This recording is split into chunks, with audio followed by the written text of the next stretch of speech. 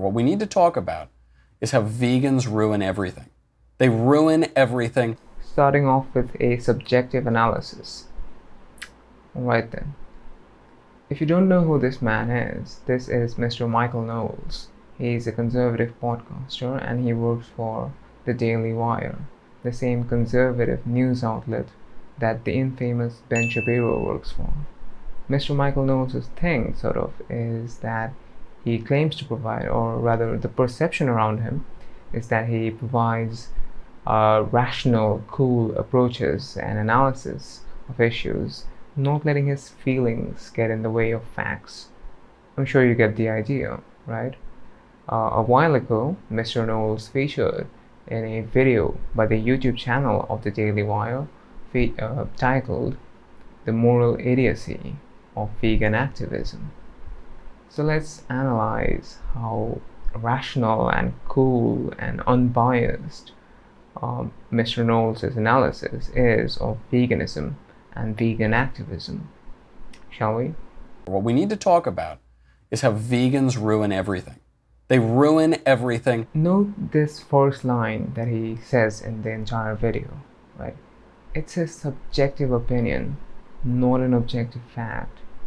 He's letting his feelings get in the way of facts. Not a good start, Mr. Knowles. Anyway, let's move on.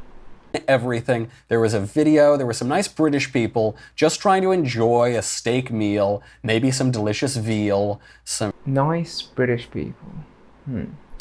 This is an appeal to emotion, okay? He is appealing to the emotions of the audience. He's manipulating the emotions to make them side with whatever he thinks is the correct side, without providing any actual reasons for why that is the correct side. Right? This is a very common logical fallacy, right? Just trying to enjoy a steak meal, maybe some delicious veal, some, nice little delicious baby veal. And now, in case you don't know what veal is, right? Veal is the flesh of a baby cow. That's right, veal is the flesh of a calf. Now, even if someone thinks that eating animals is justified, why would they repeat the word baby over and over and over again? Well, why is he getting so excited and emotional about the fact that the animal who was killed, right, was a baby? Now, I'm not saying that he's wrong because he's emotional and excited. It's just an observation about the calm, rational person that Mr. Michael Knowles is, right? Anyway, let's find out why he's getting so emotional and excited. Baby veal, and a bunch of vegans stormed in and hilariously tried to ruin their dinner. Here they are.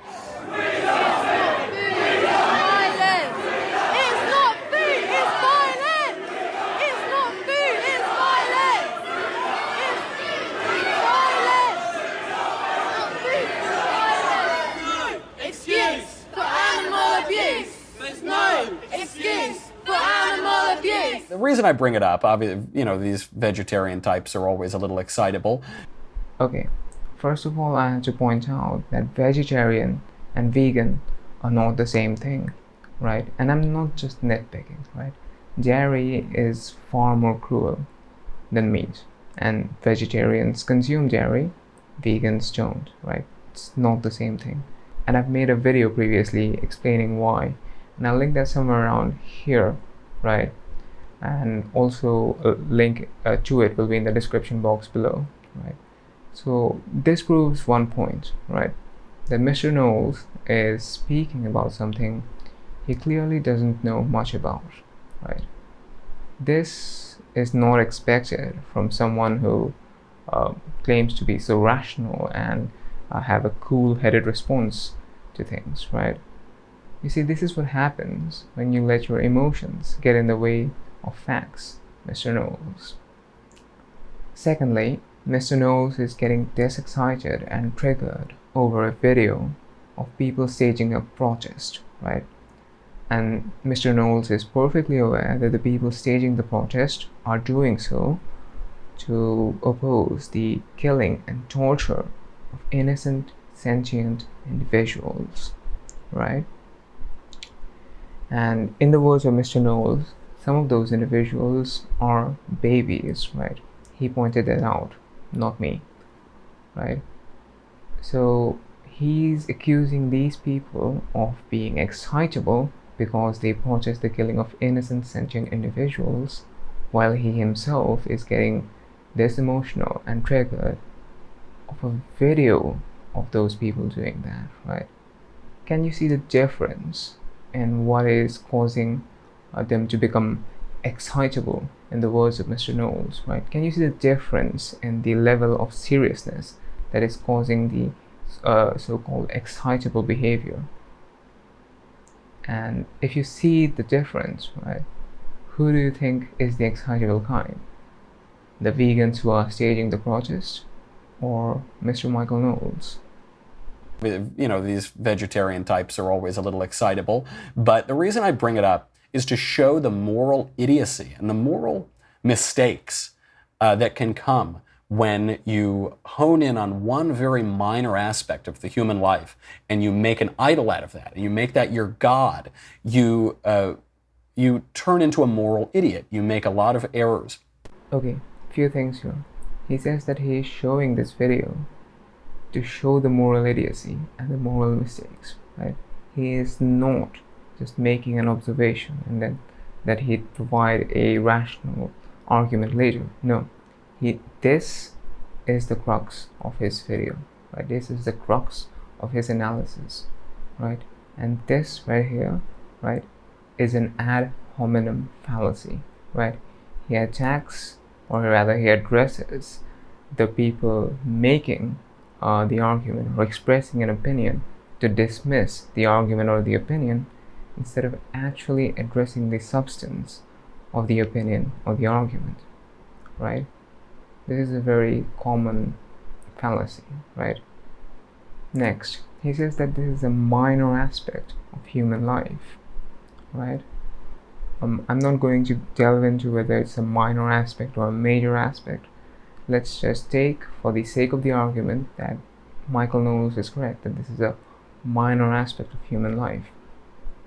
Doesn't that make it worse, right? That we are putting these innocent sentient individuals through some of the worst conditions possible for such a minor aspect of our life. And we're not just putting one or two sentient individuals through such horrible conditions. No, we're putting 200 million land animals per day. That's right, 200 million land animals per day through some of the worst conditions on earth, right? Through some of the worst conditions imaginable, right? For temporary taste pleasure, for something which is, in the words of Mr. Michael Knowles, a minor aspect of human life. Doesn't it make it worse, right? And that is not even counting all of the marine animals, right, that we put through similarly horrible conditions. It's not about whether it's a minor aspect or a major aspect of human life. It's about what it is from the perspective of the non-human animals, right?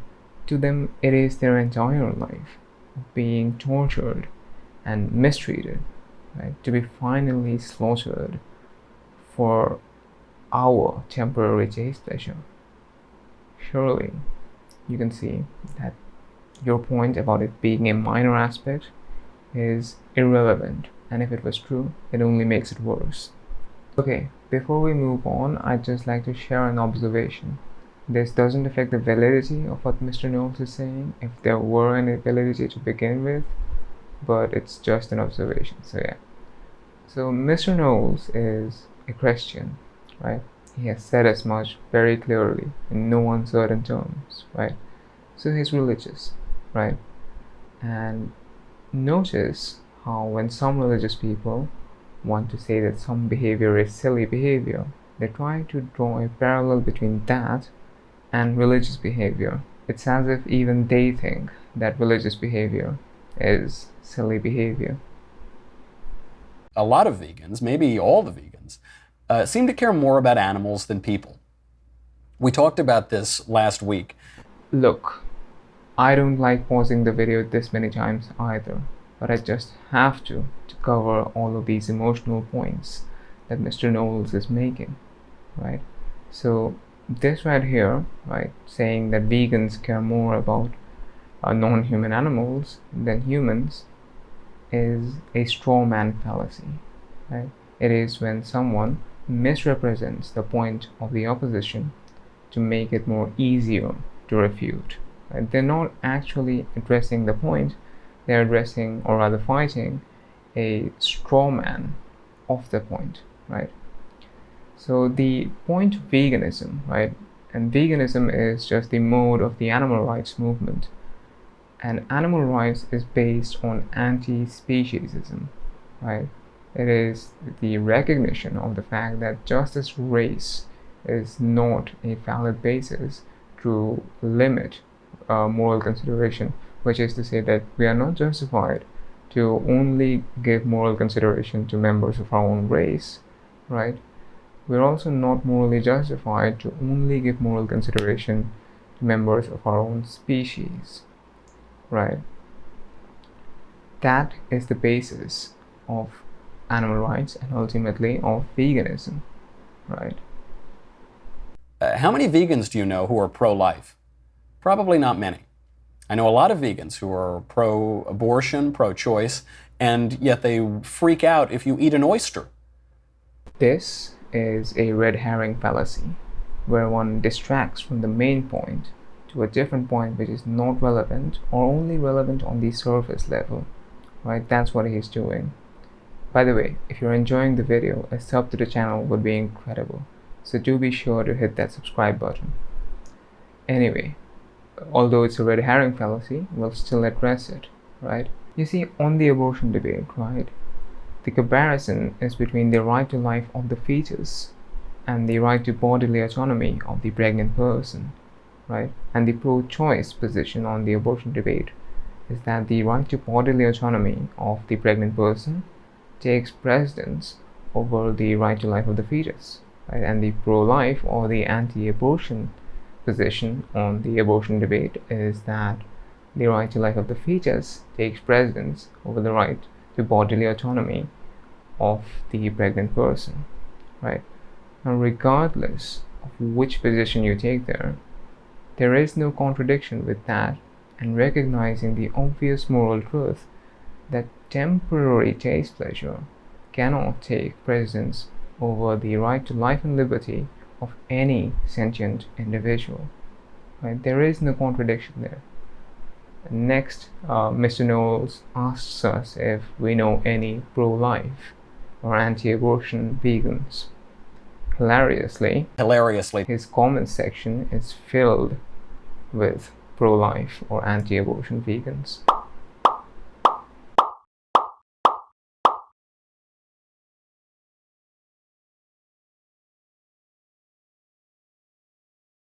But plenty of immoral people can be vegetarians. Hitler was a vegetarian, and Hitler loved dogs. He really I don't use this just as an example. You know, Hitler drank water, and Hillary Clinton drinks water, and therefore she's terrible. But I am pointing out Hitler, who is rightly considered one of the most evil figures in history, certainly in modern history, did have this moral stance of being a vegetarian, and he loved animals. Some people are shocked by this. They say, "Oh my gosh, can you imagine? It's so strange. Why?" No, it makes perfect sense to me. He didn't really like humans very much, but he certainly liked animals. He mistook what matters in the order of life and in the natural order. This is known as the fallacy of association, where two entities are said to be similar on the basis of one shared trait, right? And Mr. Knowles knows that this is a fallacy, right? Because he says that he is not doing it to say something to the effect of Hitler drank water, Hillary Clinton drinks water, therefore Hillary Clinton is evil. He says that he is not doing this, but that's exactly what he's doing. He knows that he's making a fallacious argument, right? But he still makes it. Why? at the risk of sounding repetitive, because Mr. Knowles is repeating this behavior, is because Mr. Knowles is letting his feelings get in the way of facts, right? Facts over feelings, Mr. Knowles. This is not how you do it.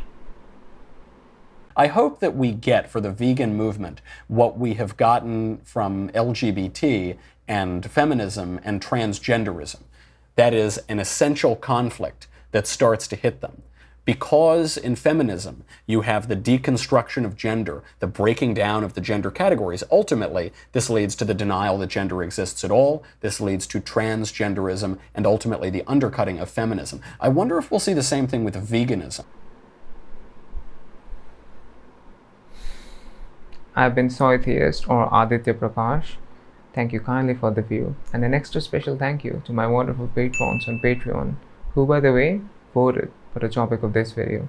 If you'd like to do that too, be sure to head over to my Patreon. There are other benefits as well, starting from just $1 a month, so be sure to check that out. It's the first link in the description. If you aren't subscribed already, make sure to hit the subscribe button. And also, you can follow me on various social media profiles, right? Especially on Instagram, where I'm the most active, and I share my more candid thoughts in the form of reels. So be sure to check that out as well. Links in the description. Also, let me know what your thoughts are about this whole exchange. We can have some wonderful discussions in the comment section. And I'll see you in the next one.